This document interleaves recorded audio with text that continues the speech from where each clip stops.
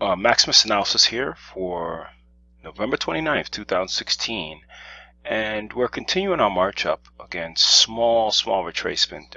Again, this is looking at the daily. If you're new to the videos, here's the symbol, time frame, and the instrument that we're looking at. So if you ever want to just fast forward, again, do multiple names at times, you can just go to the specific name that you want to look at. All right, back to the scene. Basically, we are turning sideways, but again, it hasn't really been much movement today. It almost fell asleep for 2 hours, the intraday markets, and we'll go to 65 minutes so you can kind of see what I'm talking about.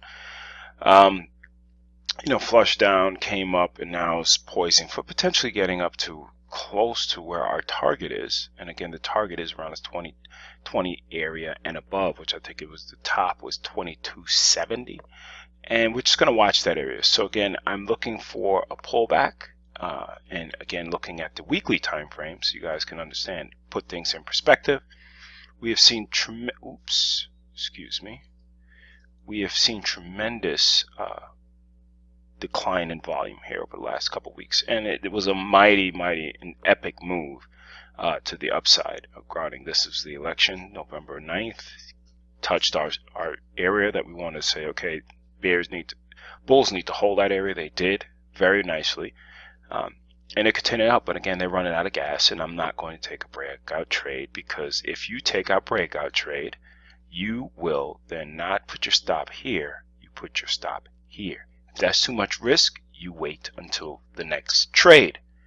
Treat it like a business, and it will pay you like a business. Again, that doesn't mean that every trade is going to work if you have risk management. I guarantee you this: the probabilities will go up if you just say, listen, I'm not going to chase the trade. I'm going to wait for the trade to come to me. So with that being said, we're watching this closely. Again, seeing if they're going to break below last week's low of around 2178. What we're also going to look at is, again, crude has gotten creamed today, and it's touching our trend line up. Okay, this was something, as you can see right here, posted in my newsletter. If you don't have it, please subscribe to it. It's very straightforward. I don't have time for the fluff or the ego. I make sure I put price levels in there that are tradable price levels, and just move forward. So again, if you're interested in something like that, shoot me an email at max@maximusanalysis.com, and we'll go from there. But anyway, we are headed, holding this trend line. This is the weekly for crude, and now we're looking at the daily.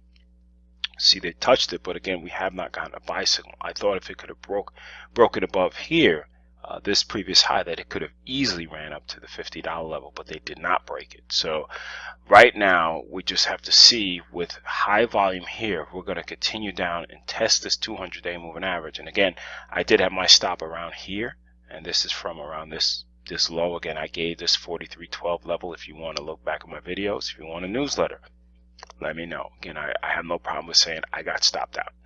So I thought it was going to continue higher, but it looks like, again, if I'm using the daily time frame, that it's going to do one or two things.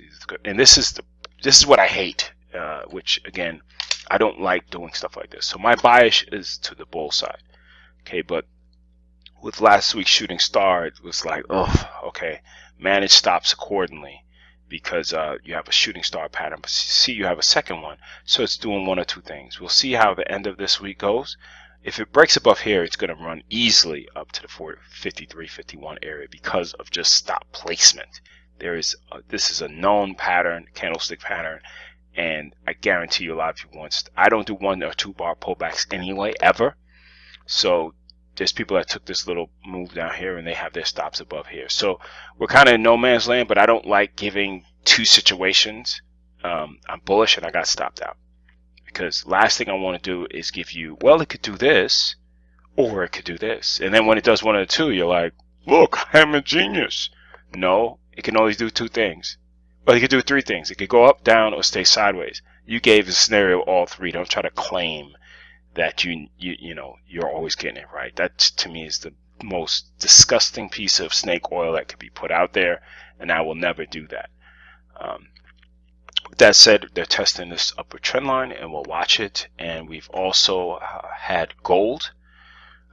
Gold is currently holding a level that we're looking at right now, which is this around the 1191, 1189 area. So it's still holding that for now.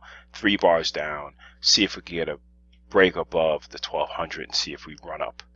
Okay, if we run up, then we'll be in good shape. Again, I also had an article in See It Market Gold Futures. You can look that up. I did an article on this one giving some insight into what I, kind of give to people that have my newsletter. So again, we're watching these levels, and we'll see what happens tomorrow. Remember, crude, I think we have the weekly inventory report, which again on the higher time frames means nothing.